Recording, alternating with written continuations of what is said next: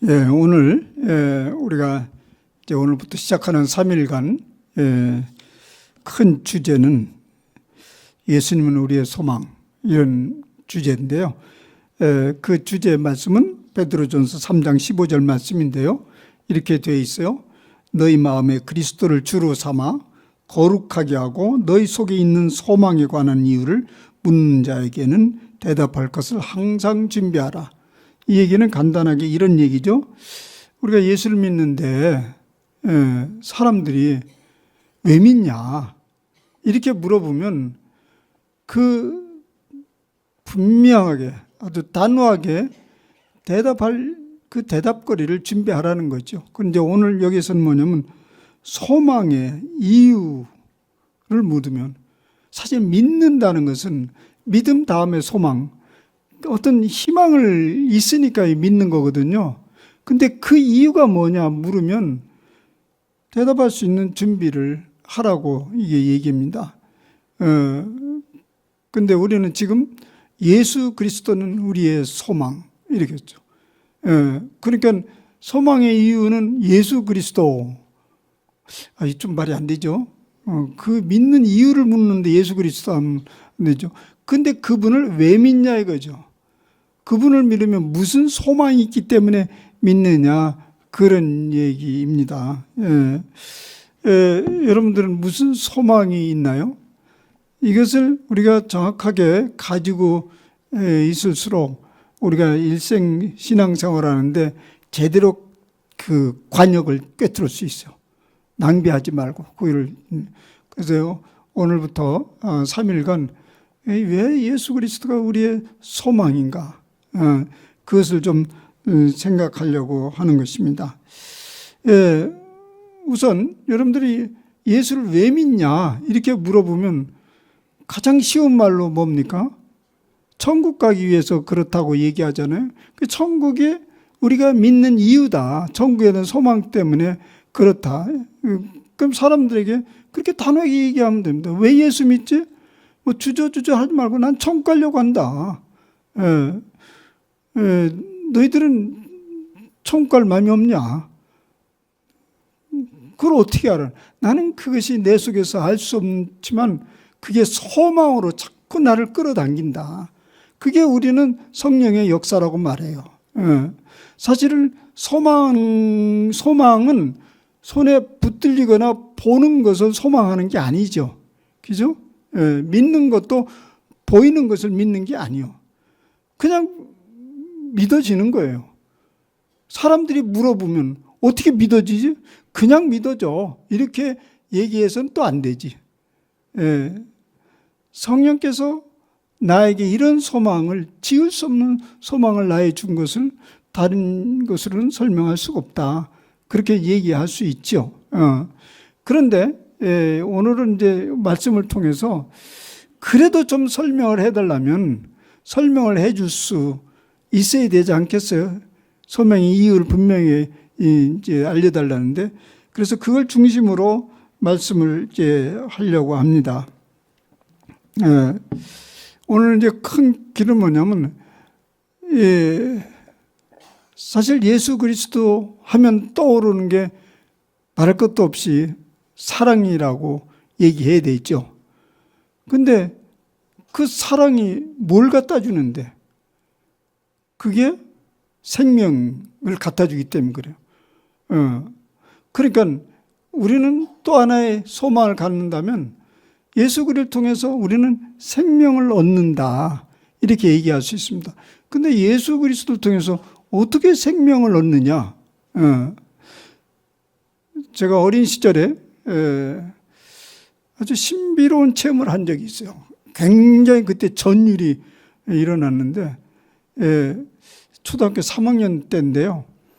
집에서 이렇게 병에다가 이제 물병, 좀 큰 병에다가 이제 거기다 여러 가지 고기도 기르고 그런 것을 길러본 적이 있어요.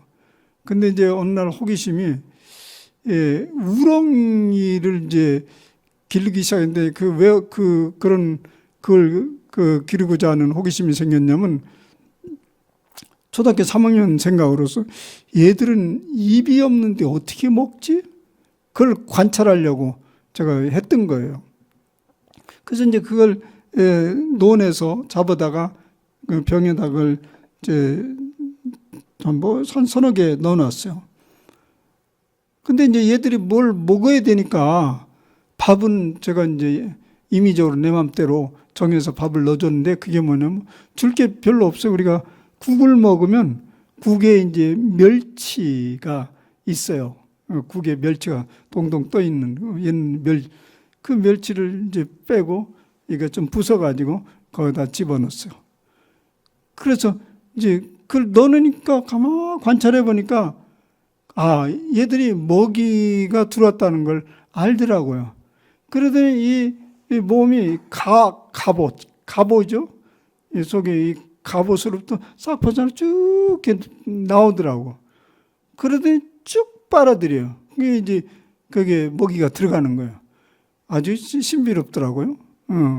그게 재미가 있어서 날마다 그 일을 반복하곤 했는데요. 어느 날 보니까 어떤 애가 나오질 않는 거예요. 계속 그냥 가만히 있는 거예요. 근데 하루, 이틀, 3일 됐는데 꼼짝 않고 있는 거예요. 그래서 속으로 얘가 죽었나?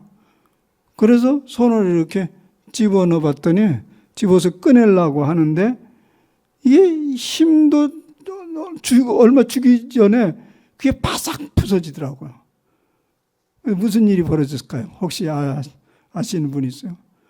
거기서 조그마한 우렁들이 막 한때가 푸르륵 쏟아져 나오더라고요. 결국 이 조그만 새끼가 엄마를 다 먹어버렸어요. 그리고 무서운 새끼가 나왔어요. 이게 내 속에 팍 떠오르는데 그때 표현력이 초등학교 3학년 잘 모르는데 나중에 후에 떠오르는 것이 사랑의 길, 생명의 길이구나. 자기 자신을 다 내어준 그 사랑이 결국은 무수한 생명을 쏟아내는구나. 이게 만물의 법칙이다라는 것을 알게 됐어요. 사실 만물의 법칙이죠.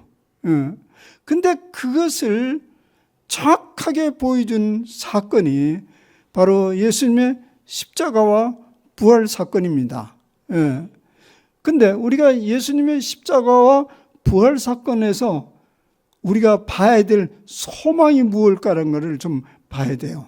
근데 물론 우리는 죽어도 영원히 산다. 그런 소망을 가질 수 있는데 그보다 더 근본적인 것이 있습니다. 오늘 이제 그 얘기를 하려고 하는데요. 일단 제가 여러분들에게 묻겠습니다. 예수님이 이 땅에 오셔서 전한 가장 중요한 메시지가 무엇일까요? 이 땅에 와서 가장 중요한 메시지가 무엇일까요? 어떻게 알았어요? 답을 그렇게 금방 알아버리면 싱겁잖아요. 왜 그것이 제일 중요하냐면 이게 제일 중요한 거죠. 예수님의 누구든지 제일 먼저 입을 열어서 외친 그것이 가장 중요하다고 생각한 거예요. 그리고 그걸 중심으로 해서 계속 반복해서 외치는 말씀이 다른 게 아니라 천국 복음입니다. 회개하라 천국이 가까웠느니라 그것이었습니다.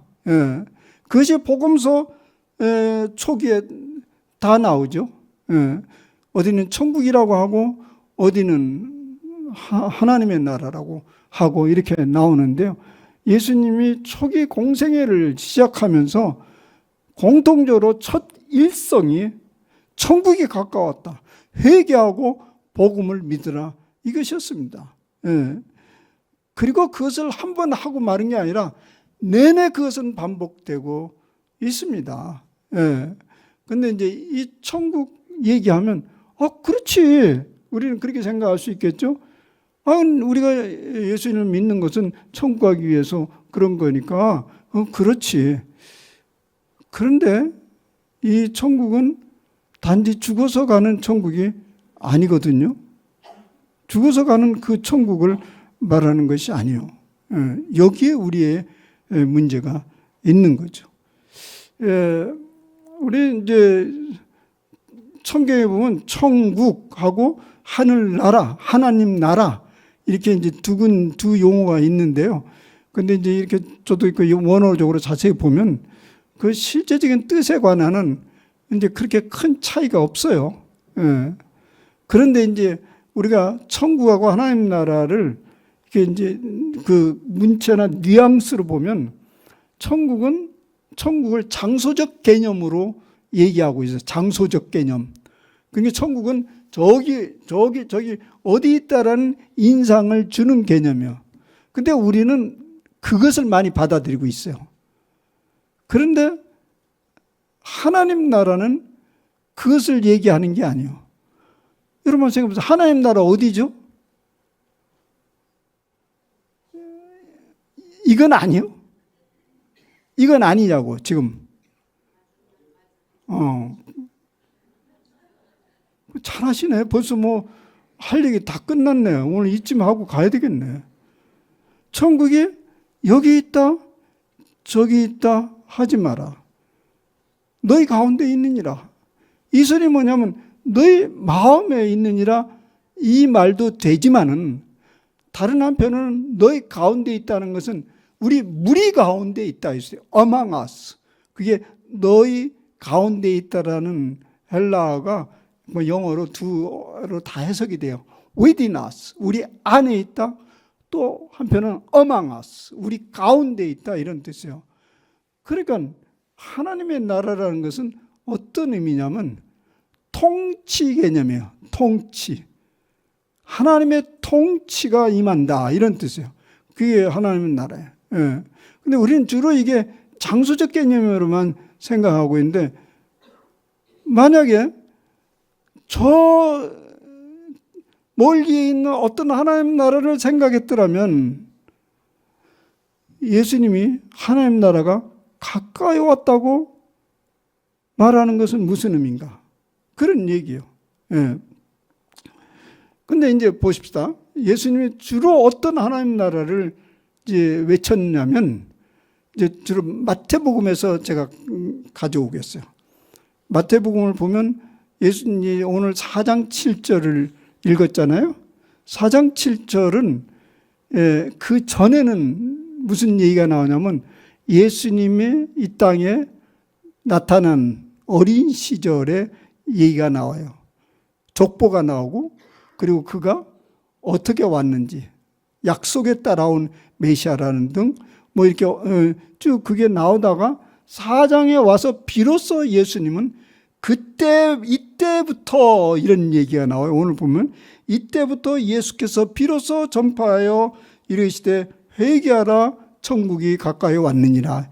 여기에 이때부터라는 말은 뭐냐면 이제 공생의 시작 때부터 비로소 외쳐 말씀하시기를 천국이 가까이 왔다. 회개하라. 이런 얘기입니다. 그러니까 이 말은 마치 이런 상상을 할 수 있어요. 그 예수님이 참고 기다리다가 확 일성을 쏟아놓은 것입니다.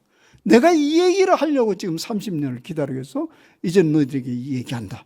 천국이 회개하라. 천국이 가까웠다. 이것을 선포하기 시작한 것입니다.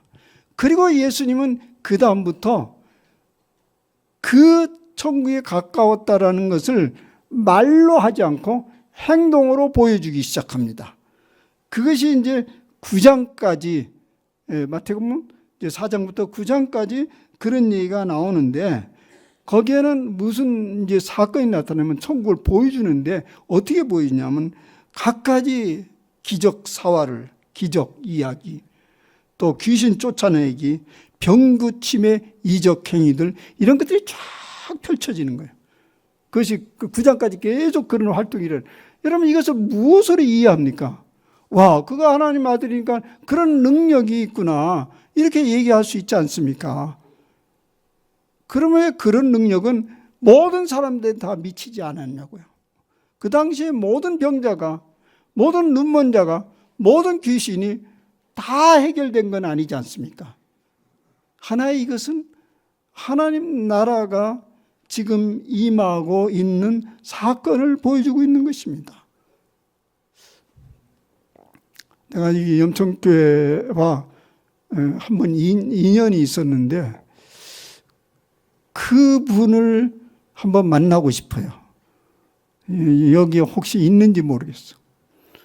제가 지금부터 40년 전에 우리 염천교회 청년들과 더불어 또 제가 그때 섬기던 교회와 더불어 함께 지리산에 여름 봉사를 갔었어요.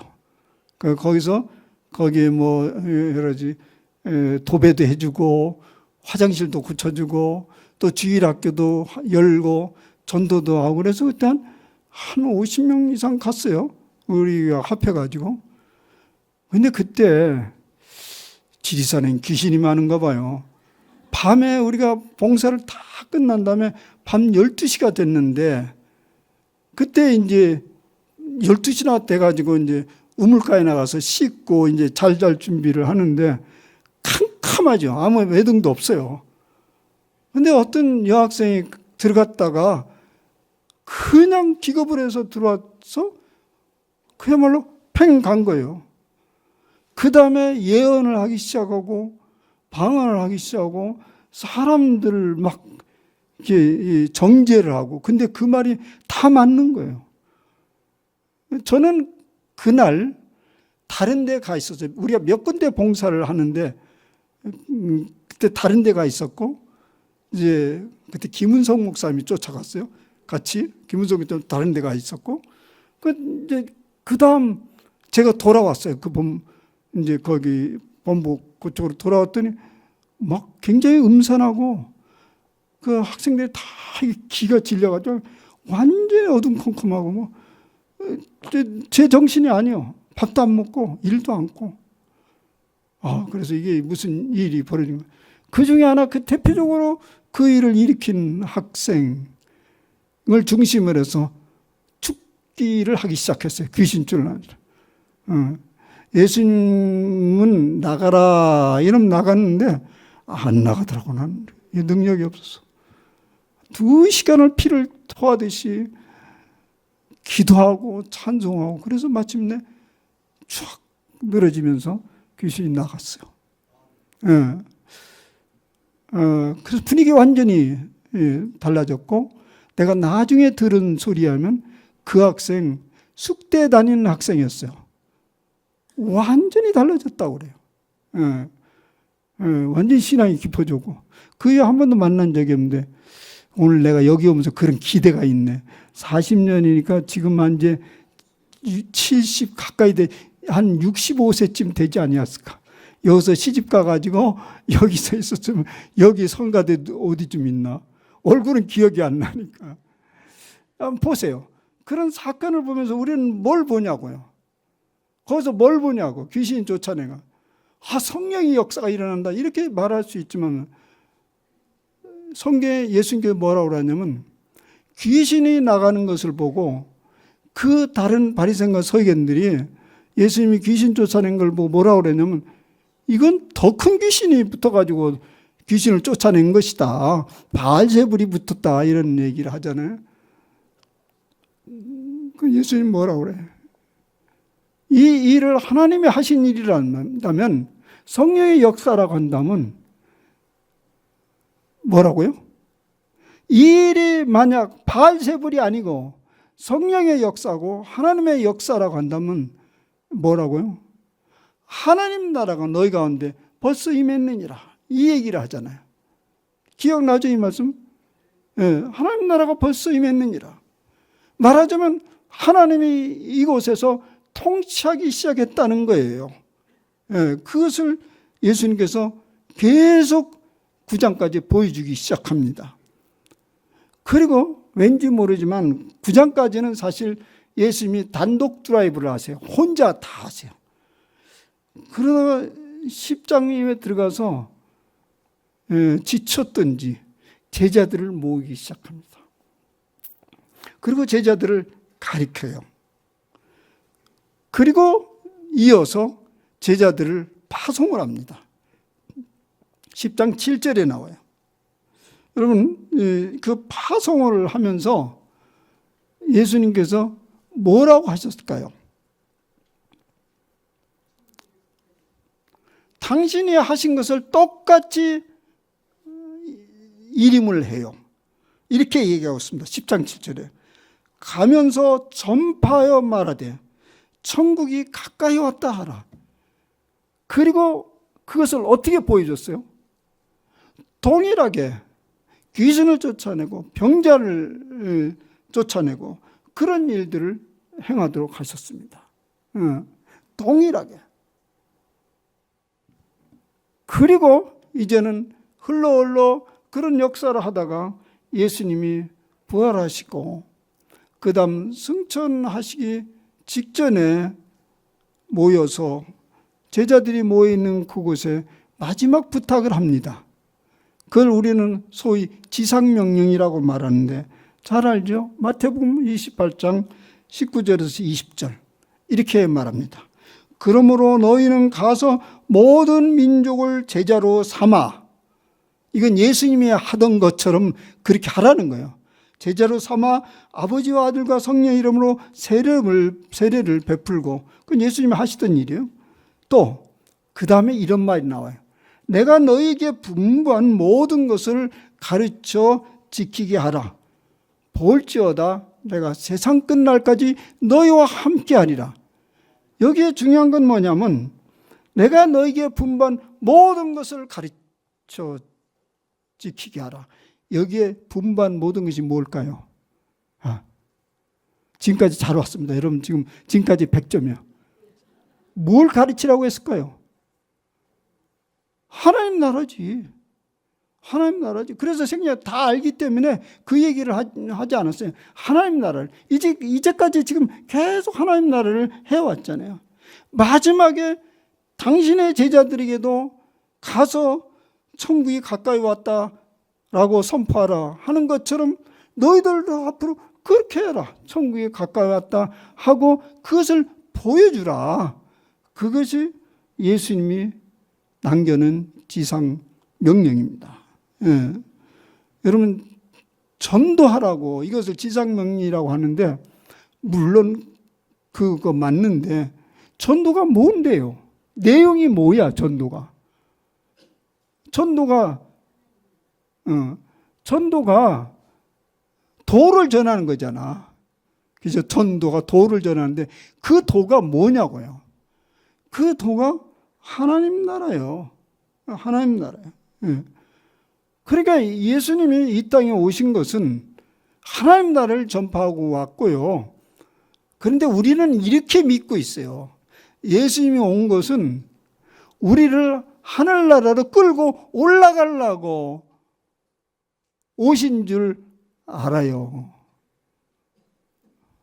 하나님이 우리를 끌고 올라 이 땅에 오셨다고. 그렇지 않아요. 너무 수고스러워. 우리 다 끌고 가려면 너무 힘들어. 그래서 아예 하나님의 나라를 끌고 내려오셨습니다. 그것을 이 땅에 펼치기 시작한 거예요. 예. 지금 이 말에 대해서 여러분들이 많은 생각들이 복잡해 오고 갈 겁니다. 예. 근데 이걸 어떻게 다 풀까? 제가 여기 한 일주일 내내 그것만 하면 좋을 것 같은데, 예. 제가 이 얘기를 하는 것은 불현듯 생각나서 한 건 아닙니다. 사실 제가 하나님 나라에 대해서 엄청난 고민을 했고, 그리고 이제 제가 목회하면서 이 짧은 목회를 어떻게 풀어갈까 하는 동안에 나온 얘기인데요. 사실 제가 학교 다닐 때, 대학생, 신학생 때, 그때 하나님 나라 운동이 많이 벌어져 있었습니다. 하나님 나라. 물론 처음 제가 60년대 제가 어린 시절부터 부흥회를 많이 다녔어요. 부흥제표를. 제가 크게 은혜를 받은 것은 4학년이었어요. 초등학교. 그때 내가 이제 목사님 되겠다 이런 결단하고 그런 시절이 있었는데 그때 60년대 엄청난 부흥의 물결이 한국에 이제 많이 퍼쳐가고 있었어요. 그때 하나님 나라를 무척 많이 외쳤어요. 부흥사. 그래서 많이 부른 찬송이 뭐냐면 열린 천국문 내가 들어가 청승 맞는 노래요. 그래야지 하늘나라에 가기 위해서 저 높은 곳을 향하여 등등등등. 지금 우리 벌써 저랑 같은 세대는 벌써 감동이 막 오잖아. 그런 이제 분위기 있어서 살았다고요. 왜냐하면 그때 너무너무 힘들었어요. 먹고 살기도 힘들고 아프면 병원을 갈 수 있나. 학교도 뭐 제때 갈 수도 없고 등록금도 아무것도 없어요. 그런데 그 천국, 저 높은 곳을 향하여 열린 천국, 저거 하면 희망이 솟는 거예요. 아마 그때는 빨리 죽고 싶었나 봐. 그런 시대였어요. 근데 이제 조금 지나가니까 70년대 제가 이제 대학생이 되고 또 80년대 신학생이 되면서 그때도 여전히 하나님 나라 운동이 벌어졌는데 이때는 또 다른 하나님의 나라였어요. 그게 뭐냐면 그때는 민주화 운동이 한참 벌어졌을 때니까 그때 이제 정의와 평화, 공평 뭐 이런 것들이 굉장히 이제 이게 바로 하나님이 다스리는 정의와 공의로 다스리는 그 하나님 나라를 꿈꿨어요. 그래서 이제 작은 예수라고 그래서 노동자가 예수다. 뭐 그렇게 얘기했죠. 잘 아시죠? 70년대 전태일이라는 사람 알죠? 전태일 분사하고 이제 노동자 처우에 불만을 품고 그렇게 했잖아요. 그를 작은 예수라고 했어. 정의를 위해서 자기 목숨을 던졌다고 그랬어요. 그래서 이제 그 하나님 나라를 뒷받침한 게 해방신학, 민중신학이라는 게 생겨났어요. 목사님들은 다 알고 뭐 그런 생겨났는데 그런데 그런 하나님 나라 운동이 대중의 이렇게 인기를 얻지 못했어요. 대중들이 그걸 받아들이기를 어려웠어요. 그건 왜냐하면 너무 투쟁적이고 그러니까 하나님 나라는 의와 희락과 평강이라고 했는데 어떻게 의는 있는데 희락과 평강이 없느냐. 그래서 그건 크게 성공하지를 못했습니다. 그러니까 결국 어디로 돌아가냐면 뭐니 해도 죽어서 가는 거야. 근데 제가 그런 복잡한 전환기 시대, 이 대한민국의 그런 시대에 살았기 때문에 제 머릿속에는 하나님 나라는 도대체 뭐냐. 눈 질끈 감고 그냥 눈 질끈 감고 하나님 나라 가면 되지. 근데 어떤 사람은 그러더라고. 가서 없으면 어떡하지? 돌이킬 수도 없잖아. 그동안에 그 하나님 나라를 위해서 얼마나 투자를 많이 했는데 가니까 없어. 농담이지만 거기에는 뼈대 있는 말이 섞여져 있어요. 현재 소망이 있지 않는 현재 그 하나님 나라에 대한 구체적인 현재의 흔적이나 소망을 보지 못한 그 하나님 나라는 사상누각, 신기루와 같은 것이라는 알게 되면서 제게 이런 질문을 던졌어요. 과연 예수님이 우리에게 전한 핵심적인 메시지가 뭐냐? 그것을 본격적으로 실현한 데가 어디냐면 제가 목회를 하면서였어. 제가 신학교에서 정년 은퇴를 하고 정년 은퇴, 65세 은퇴를 하고 우리 모색골 공동체 교회라는 담임 목사로 이제 청빙을 받았어요. 근데 제가 그때부터 이제 꽉 하면 6년을 목회하는 거예요. 아마 내가 대한민국에서 제일 짧은 위임 목사일 거예요. 6년을 하려고 위임을 해요. 그래서 나 이 위임 귀찮다. 그 6년 하는데 뭐하러 그런 걸 복잡하게 하냐 그랬더니 나를 위해서 하는 게 아니고 위임을 하면 교회가 복잡하대. 뭐 부목사 청빙하기도 없고 그래서 제가 위임해 줬어요. 근데 그 짧은 목회를 바라보면서 제가 고민했어요. 기도했어요. 주여, 이 6년 동안 뭘 합니까? 한 20년 뭐 이렇게 한다면 창세기부터 계시록까지 쫙 훑으면서 뭐 갖가지 말씀 전할 수 있고 갖가지 설교를 할 수 있는데 이 6년을 이것저것 하다가 정신없이 가면 아무것도 아니지 않습니까? 그래서 기도했어요. 하나님, 내가 이제까지 알았지만은 분명하게 알지 못한 것, 그리고 내가 수많은 것을 가르치고 전했지만은 아직 제대로 가르치고 전하지 못한 것, 그걸 알려주세요. 내가 그러면 집중적으로 그것을 남은 목회 동안 하겠습니다. 그런데 주님이 나에게 말씀하셨어. 내가 이제까지 고민해왔던 거 있지 않냐. 그리고 제가 영성신학에서도 하나님 나라를 많이 얘기했어요. 그래도 여전히 모호했어. 근데 그 하나님 나라를 전파하라. 그래서 그것을 시작한 겁니다. 그래서 이제 눈을 뜨기 시작하고, 우리 교인들 혹시나 여러분을 만나면 유일홍 목사가 어디서 6년 동안 무슨 설교했냐 그러면 누구나 다 금방 얘기를 할 거예요. 금방 가시적이고 현재적인 하나님 나라. 하나님 나라가 여기저기 있지 않고 여기 펼쳐져 있다는 사실을 복음서에서 발견하기 시작했어요. 그래서 제가 처음에 시작한 것이 마태복음을 꼼꼼히 성경 공부를 했어요. 무려 한 6개월 28주간을 거쳐서 꼼꼼하게 설교를 하면서 봐라, 내가 거짓이 아니지 않냐. 예수님이 핵심적인 가르침이 하나님 나라다. 근데 하나님 나라가 가까이 왔다 간다. 당신들은 그 가까이 하나님을 보느냐, 그런 얘기죠. 근데 오늘 말씀 보니까 왜 안 보이죠? 그 가까이 온 하나님이 왜 안 보여요? 오늘 말씀 보니까 왜 안 보이죠? 회개하라, 정국이 가까웠느니라. 그 앞에 것을 빼먹은 거예요. 회개하지 않았기 때문에. 회개하지 않았다는 소리가 뭐냐면, 회개한다는 말이 뭐예요? 이제 뒤에 이제 그 얘기를 하려는데, 세상을 거꾸로 봐라 이거죠. 이렇게 해서 안 보이면 거꾸로 봐야지.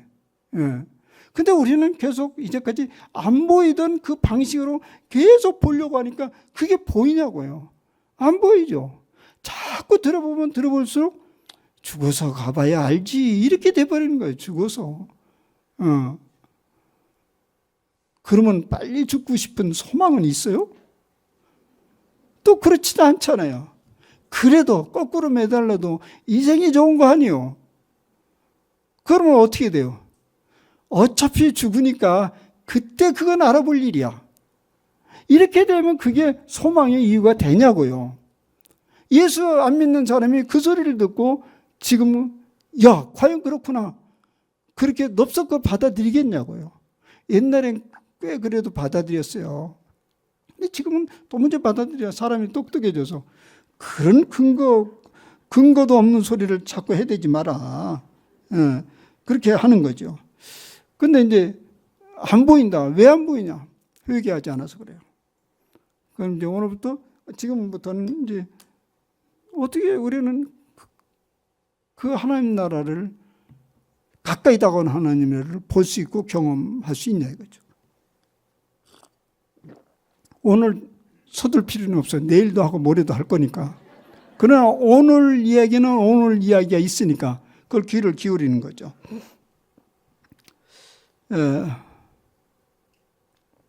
서양 속담에 이런 말이 있어요. It's Friday today, but Sunday is coming. 오늘은 금요일이다. 그러나 곧 주일이 다가온다. 이 말이 뭐냐면 예수님을 두고 하는 말이에요. 프라이데이는 서양 사람들에게는 굉장히 기분이 썩 좋지 않은 날이에요.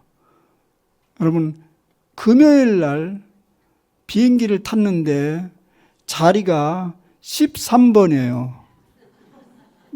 그 사람은 13번이 우리나라에 4번이나 비슷해요. 금요일 날 재수없게도 주님이 죽으신 날, 그날 13번이면 하늘에서 죽으라는 소리야? 이제 그만큼 이 프라이데이는 그들에게 굉장히 암울하고 어두워요. 그러나 이 Friday가 희망이 있는 것은 But Sunday is coming. 곧 주일은 다가온다. 예. 오늘 요한복음 말씀을 여러분들이 너무너무 잘 아는 말씀이잖아요. 게네사렛 호숫가에 이제 예수님이 나타나셨잖아요. 거기에 도망친 제자들을 만났잖아요. 도망쳤나 버려버렸는가? 그리고 좌절한 제자들을 예수님 만났어요. 이 분위기를 딱 보면 어떠죠? 그 분위기가 맨 처음에 분위기는 굉장히 어두워요. 좌절과 낙담 속에 있는 거예요. 예. 그 상황을 어떻게 밝혀가는가를 한번 봅시다. 예. 제가 이 말씀을 묵상하면서 요한복음의 말씀을 묵상하면서 이 베드로를 의시한 제자들이 그렇게밖에 행동할 수 없었는가? 예. 스승이 떠난 지 채 3일도 안 됐는데 그 지난 3년의 추억이 아무것도 없었던 것처럼 다 지워버리고 본래 그 자리로 돌아가 버렸어요. 그러나 그 본래 돌아간 자리도 그렇게 자기들을 환영하지 않았어요. 그죠? 아무것도 잡히지 않고 밤새도록 수고하고 날씨는 춥고 바람은 불고 그런 어둠이 가득 찬 현장에 예수님이 나타나신 거죠. 예. 근데 그 장면을 제가 묵상하면서 예수님이 친구도 없나 왜 이렇게 쟤들을 그렇게 쫓아다니지? 버렸는데 왜 그렇게 집착을 하시지? 저건 완전 짝사랑이지. 그런 생각이 들더군요. 그러면서 제가 주님께 물었어요. 제가 보통 묵상할 때 그렇게 해요. 말씀 묵상할 때. 주님이 나도 그렇게 짝사랑하나요? 나 주님 사랑하는데, 그래서 일생이 이렇게 해갔는데, 주님 나에게도 그렇게 집착을 하나요? 그랬더니 이런 마음의 소리가 들렸어요. 한번 베드로 생애를 한번 쭉 들여봐라. 쭉 들어. 내가 왜 이렇게 할 수밖에 없는 일을 쭉 살펴봐라. 여러분 베드로를 보면 예수님께서 처음 베드로를 부르실 때 아무 조건이 없었어요. 그냥 따라오라고 그랬어요. 그냥 불렀어요. 예. 그러다가 어느 날 베드로가 허튼 소리를 했는데 예수님이 얼마나 좋아하시든지. 무슨 허튼 소리를 했죠? 저는 그리스도시요 살아계신 하나님의 아들이다. 이거 허튼 소리거든요. 왜냐하면 그래 네가 한 소리가 아니다 이게. 하늘에서 내려 너에게 준 소리다. 그게 허튼 소리라는 소리 하잖아요. 네가 뭘 말하는지도 몰라. 그러나 하여튼 난 좋다. 너무 좋다. 그러면서 내가 천국의 열쇠를 너에게 맡긴다. 이렇게 얘기하면 안 됩니다. 그래도 베드로가 위대한 고백을 했기 때문에 하나님이 그런 위대한 거기에 상응하는 천국 열쇠를 줬다고 하면 안 돼요. 그냥 정신없이 한 소리예요. 근데 하나님이 그렇게 베푼 사랑은 엄청난 거예요. 계속. 순환 예고를 할 때도요. 나 순환 이제 곧 잡힐 거다. 죽을 것이다. 그것도 이해할 줄 알고 얘기했더니 베드로 하는 소리가 절대 안 된다고 그래요. 예수님 그때는 좀 기분이 상해가지고 사탄아 물러가라. 이렇게 또 얘기하지 않습니까? 예. 하여튼 이 베드로는 주님을 사랑하는 듯 하지만 또 적당한 때 제멋대로 행동하는 거예요. 그리고 예수님만 없으면 서로 지들끼리 모여가지고 누가 더 크냐 이런 노릇 싸우고. 그리고 예수님은 또 미련을 안 버려요. 마지막 겟세마네 동산에 홀로 기도하러 갈 때 홀로 가기에는 너무 외롭고 힘들었던 모양이에요. 그래서 3명만 데려가잖아요. 베드로와 야고보와 요한을 데려가잖아요. 근데 이미 봤잖아요. 베드로 같은 거 데려가가지고 무슨 도움이 돼요. 근데 거의 데려갔더니 여전히 도움이 안 돼. 꾸벅꾸벅 졸고 앉아있고, 뭐 그러다가 이제 갔더니 또 자기 깐에는 예수님 뭐, 호위무사라고 칼을 딱 빼서 귀를 딱 자르고 뭐 별짓을 다 하는, 또 그러다 망한다. 또 예수님. 왜 베드로가 예수님 베드로 왜 이렇게 집착하나요? 예수님은 처음부터 그러했어요. 처음부터 그러했어. 당신의 사람이라고 하는 사람을 붙들어 놓고 그냥 처음부터 그렇게 한 거예요. 그러니까 이렇게 예수님이 베드로를 집착하고 쫓아가는 것은 예수님의 성품 때문에 그렇습니다. 베드로하고는 아무 상관이 없어. 그래서 예수님께서 이런 말씀을 하셨잖아요. 예수님께서 자기가 세상을 떠나 아버지께로 돌아가실 때가 이런 줄 아시고 세상에 있는 자기 사람들을 사랑하실 때 끝까지 사랑하셨어요. 이것이 예수님께 행하신 행위요. 그런데 이제 남은 일이 하나 있다고. 남은 일이 이제 예수님께서 마지막 하나 있는데 이 제자들이 예수님을 버렸잖아요. 가버렸잖아요.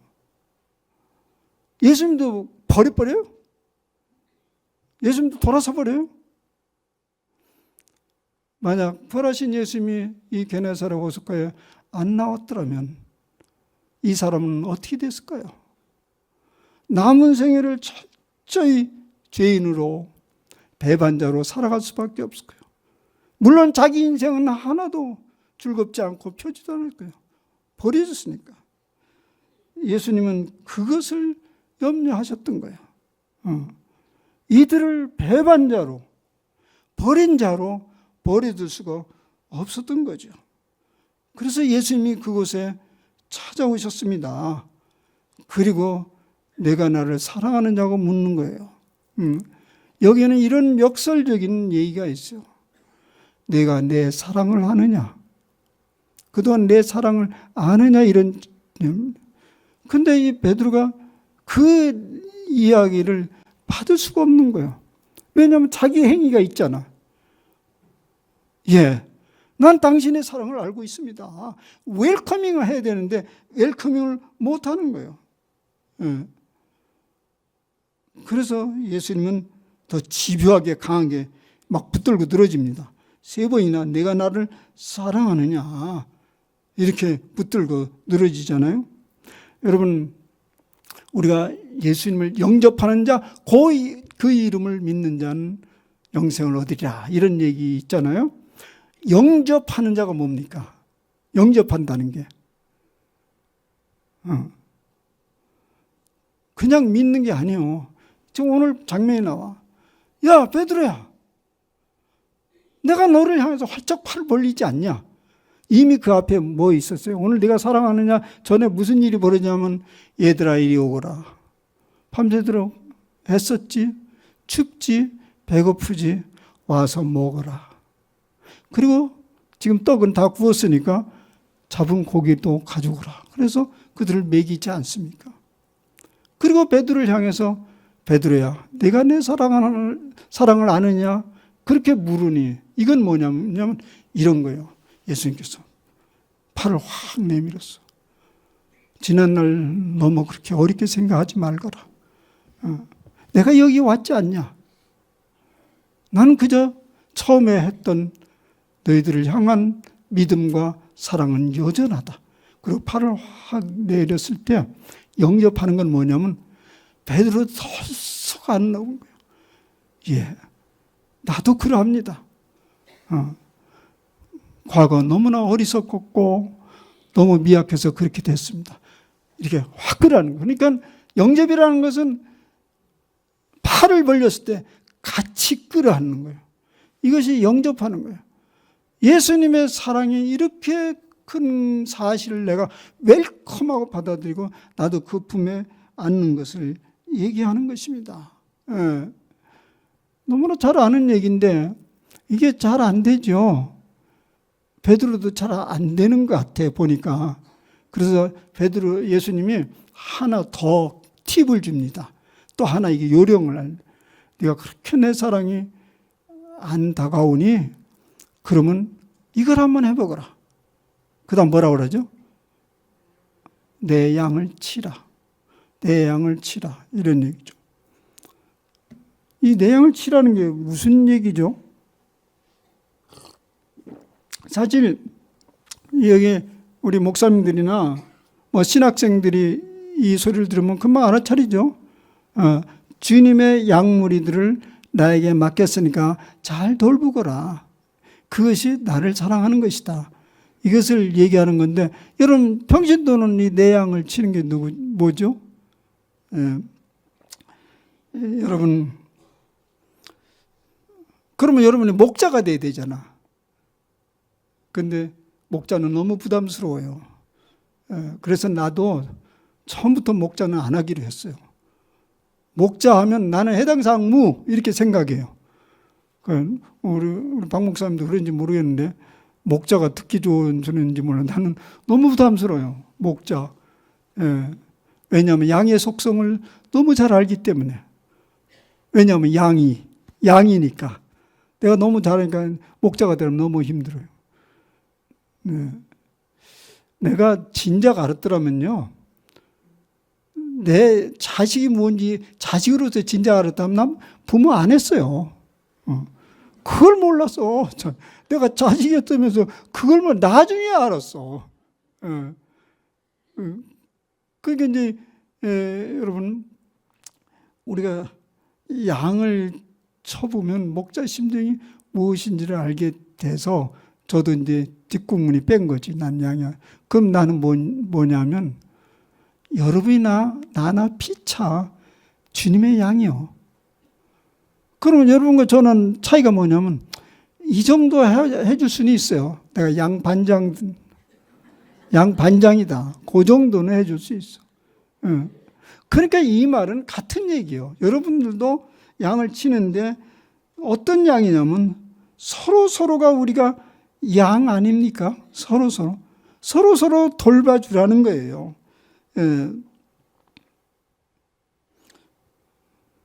서로를 향해서 저들이 주님의 소중한 양들이구나, 이 생각하면 그들을 향한 내 태도가 바뀌어지죠.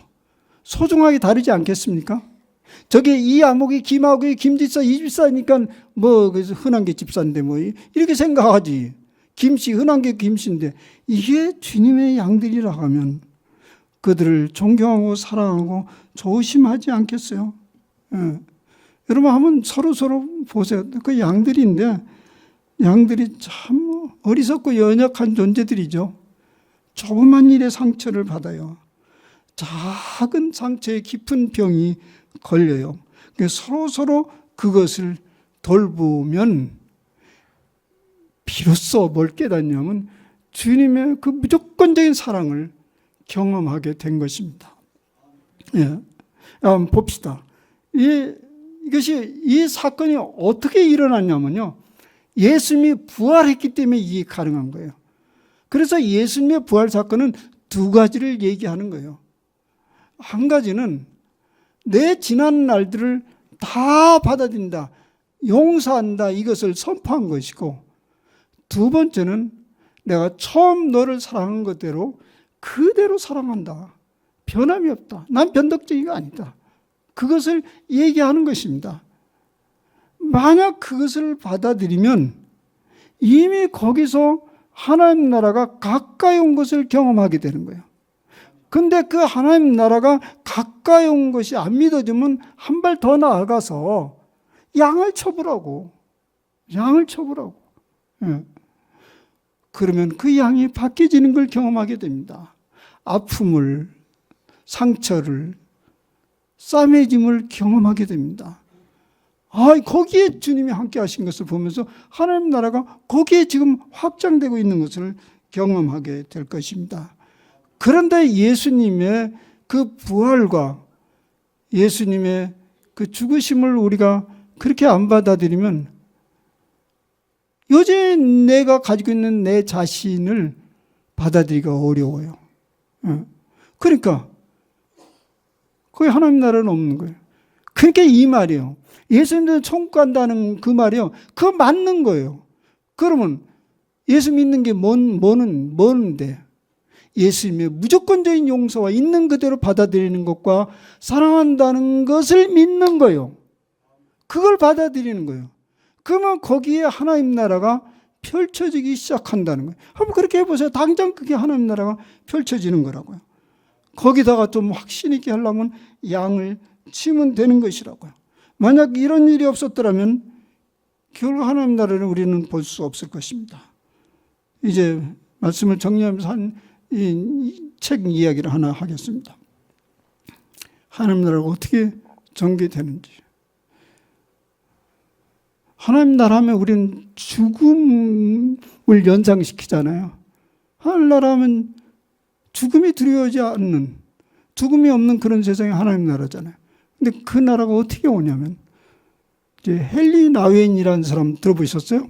영성 작가로 많이 알려진 헨리 나윈이 쓴 책 중에 거울 저 너머라는 책이 있어요. 조그마한 책자인데,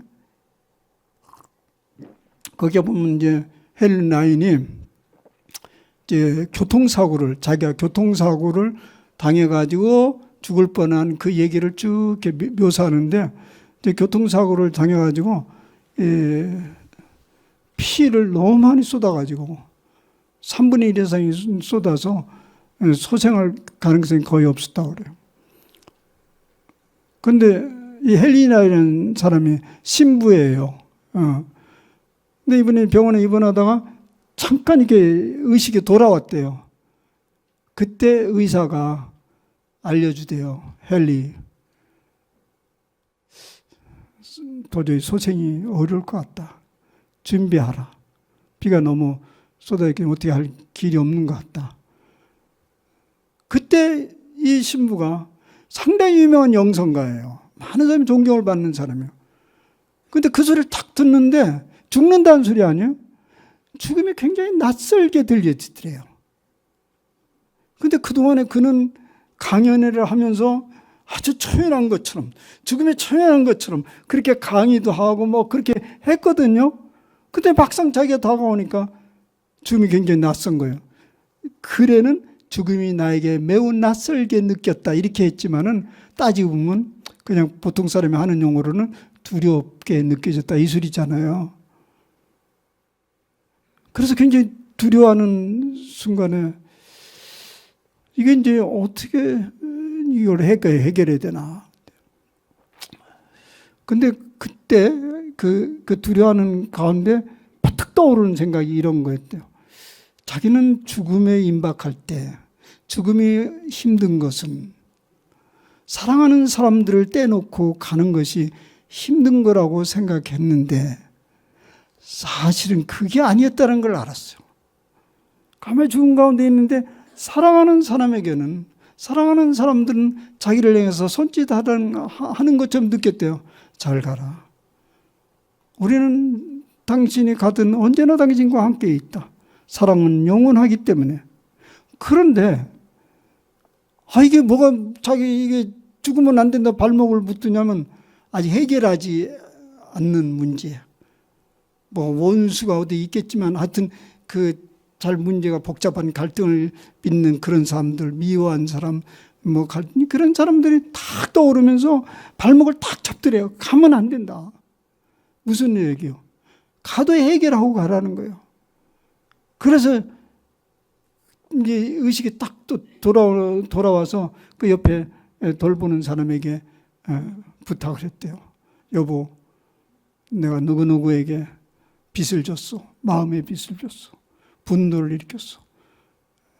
못된 생각을 가지고 있었어. 다 용서를 대신 빌어달라고. 다 용서한다고. 그래서 다 생각난 대로 다 하고 나니까 마음이 굉장히 고요하고 편해지면서 주님의 음성이 들리더래요. 얘야, 두려워하지 말라. 내게로 건너오라. 그래서 갔으면 우린 이 얘기 몰랐겠지. 근데 살아났어요. 그래서 이 글을 썼어요. 결론은 뭐냐면 사랑하는 사람에게는 두려움도 없고 죽음도 두려워하지 않고 그리고 거기에 생명이 있기 때문에 여러분 우리가 계속 사랑하면서 살아간다면 죽음을 두려워하지 않을 거예요. 그래서 요즘에 이런 운동이 좀 서서히 벌어지는 것 같아요. 죽음을 병상에서, 병원에서 맞이하지 말고 집안에서 사랑하는 사람들의 품에서 마지막을 보내면 사실은 그 죽음이 그렇게 두렵지 않다. 근데 병에 하얀 찜 되고 그냥 다 넘겨진 다음에 죽음을 맞이하는 것은 사랑하는 사람이었기 때문에 두려운 거예요. 사랑은 생명의 역사가 일어난다는 것입니다. 예수님이 그것을 알려주기 위해서 부활하신 주님이 거기에 제자들에게 나타났던 것이고요. 그것은 우리에게 영원한 약입니다. 오늘 우리에게도 유효한 거예요. 부활하신 주님은 오늘 여기 가운데 있는 것이지 저 하늘에 있다가 마지막에 거기 꽁꽁 숨어 있다가 반짝하고 나타나는 분이 아닙니다. 왜냐하면 예수님이 약속하셨어요. 아까 얘기했잖아요. 내가 세상 끝날까지 너희와 함께하리라. 그러면서 그분은 우리와 더불어서 하나님 나라를 계속 완성시켜 가고 있습니다. 그 하나님 나라를 완성시켜 가고 그 하나님 나라를 경험하는 가장 제1조가 뭡니까? 우리 주님의 용서를 무조건 받아들이세요. 우리 회개하잖아요. 회개하라고 그러잖아요. 우리가 뭐 이거 잘못됐고 저거 잘못됐고 다 알죠. 우리 못 쓰는 인간인지를 다 알아요. 그걸 모르는 사람은 뭐 입으로 해야지. 나 이것도 잘못했어. 근데 다 알잖아요. 다 못된 사람들 아니요. 우리가 괜찮은 사람이라면 교회 왔겠어요? 교회 왔겠어요? 여러분들 그렇게 얘기하세요. 친구들이, 주변 사람들이 예수 믿는 사람 왜 그러냐? 여보, 내가 예수라도 안 믿었더라면 사람 꼴 엉망이었을걸? 내가 이 정도 된 것만 해도 너에게 수지 맞는 줄 알아라. 너 죽었다. 내가 예수 안 믿었으면. 그렇게 얘기하세요. 나는 이만큼 성화되고 계속 가는 것이다. 나는 두려워하는 우리 주님이 그냥 받아들였으니까 계속 그렇게 간다. 그리고 주님의 사랑은 어떻게 시작되냐면 처음부터 그렇게 하기로 했어. 오늘 우리를 이거 부른 것은 처음부터 그렇게 사랑하기로 했어. 그러니까 계속 그렇게 해야 돼. 그게 주님의 성품이에요. 그것을 럽석 받아들이면 오늘부터 계속 그 연습을 하세요. 내일 아침. 나는 오늘도 찬송했잖아요. 나는 사랑받은 뭐라고 그랬어요? 당신은 사랑받기에 태어난 사람. 노래만 하지 말고 맞아 그러고 웰커밍 하세요. 내일부터 하나님 나라가 당장 여러분 앞에 나타나는 것을 보게 될 것입니다. 예, 그걸 연습하고 그 숙제요. 그리고 내일 저녁에 오세요. 그러면 또 더 이해가 빠를 것입니다. 기도합시다. 하나님 아버지 고맙습니다. 하나님 나라가 가까이 왔다고 했습니다. 그건 우리가 만드는 것이 아니고 우리 주 예수님이 끌고 오셨습니다. 당신의 행위와 당신의 이 땅에서 베푸신 여러 가지 일들이 마침내 죽음과 부활이 바로 하나님 나라를 우리 코앞에 놓이게 하였습니다. 이미 지난날 수많은 당신의 사람들이 그걸 경험했기에 이 땅의 삶을 초계같이 주님을 위해서 버릴 수도 있었습니다. 주님 오늘 그것을 선포합니다. 우리는 무조건적으로 사랑받는 자고 무조건적으로 용서받은 자입니다. 그것을 받아들이면서 오늘 여기에서 천국의 삶을 살아가게 하옵소서. 예수님의 이름으로 감사하며 기도하옵나이다. 아멘.